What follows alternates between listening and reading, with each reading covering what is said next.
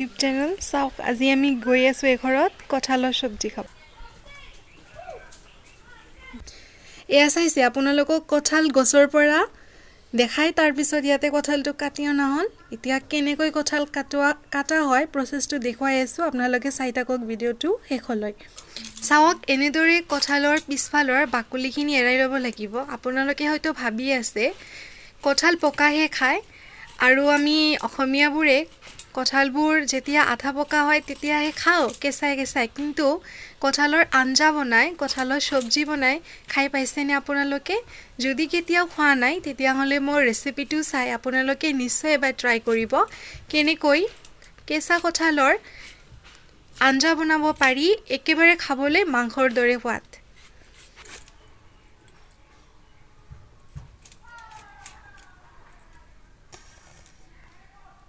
চাওক এইদৰে কঁঠালবোৰ সৰু সৰুকৈ টুকুৰা টুকুৰি কৰি ল'ব লাগিব আৰু ভালেদৰে পানী ধুই ল'ব লাগিব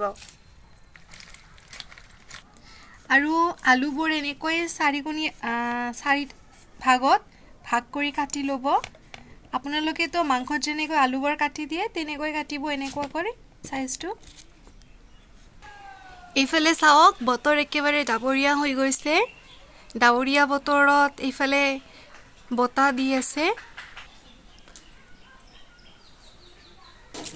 এয়া চাওক আমিতো ঘৰত চহৰবোৰত মিক্সাৰত গুৰি কৰো নহয় মছলাবোৰ কিন্তু চাওক গাঁৱত কিদৰে মছলাবোৰ গুৰি কৰা হয় আৰু এইবোৰ মছলা যেতিয়া আঞ্জাত দিয়া হয় তেতিয়া তাৰ সোৱাদটোৱে বেলেগ হৈ যায় আপোনালোকেও চেষ্টা কৰিব এইদৰে মছলাবোৰ পিহি খাবলৈ চাওক কঁঠাল আৰু আলুবোৰ এনেদৰে সিদ্ধ কৰি ল'ব লাগিব যেতিয়া এনেকে মানে নৰম হৈ যাব এনেকে এই চাইছে ন আলুটো মাজতে এনেকে দুফাল হৈ গল তেতিয়া বুজিব যে কঁঠাল আৰু আলুবোৰ একেবাৰে সিজি গৈছে তাৰ পিছত নমাই ল'ব লাগিব আৰু এইফালে মছলাখিনি তৈয়াৰ কৰিব লাগিব মছলাত কি লাগে মই কৈ আছো ইয়াতে মছলাত আছে পিহি লোৱা জলকীয়া জিৰা আদা গৰম মছলা এফালে টুকুৰা কৰি কাটি লোৱা পিয়াজ নহৰু আৰু পিয়াজ আছে ইয়াতে হালধি এইখিনি আছে আমাৰ মছলা তাৰ পিছত চাওক কেনেদৰে এতিয়া আমি কঁঠালৰ সবজিটো বনাও এয়া কেৰাহী গৰম হোৱাৰ পিছত ইয়াতে দি দিয়া হল মিঠাতেল মানে সৰিয়হৰ তেল আৰু তেজপাত জিৰা তাৰ পিছত ইয়াতে দিয়া হৈ আছে মছলাবোৰ প্ৰথমতে পিয়াজ দিয়া হল পিয়াজখিনি ভাজা হোৱাৰ পিছত ইয়াত কঁঠাল আৰু আলুখিনি দি দিয়া হল তাৰ পিছত ইয়াতে দিব লাগিছে মছলাবোৰ পিয়াজ আৰু নহৰু আছে ইয়াতে জিৰা আদা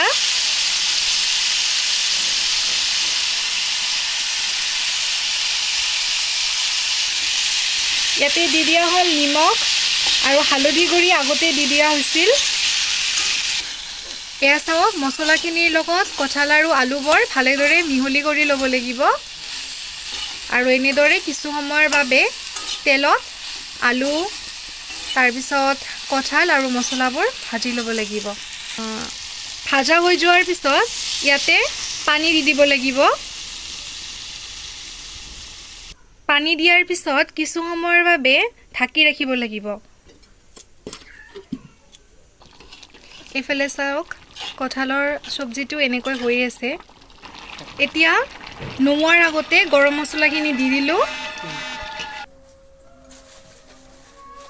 আৰু এই আমাৰ কঁঠালৰ সবজি একেবাৰে আপোনালোকেও এনেদৰে বনাই খাই চাওক কেনেকুৱা লাগে মোক কমেন্টত জনাব আৰু মোৰ ভিডিওটো শেষলৈ চোৱাৰ বাবে আপোনালোকলৈ অশেষ ধন্যবাদ থাকিল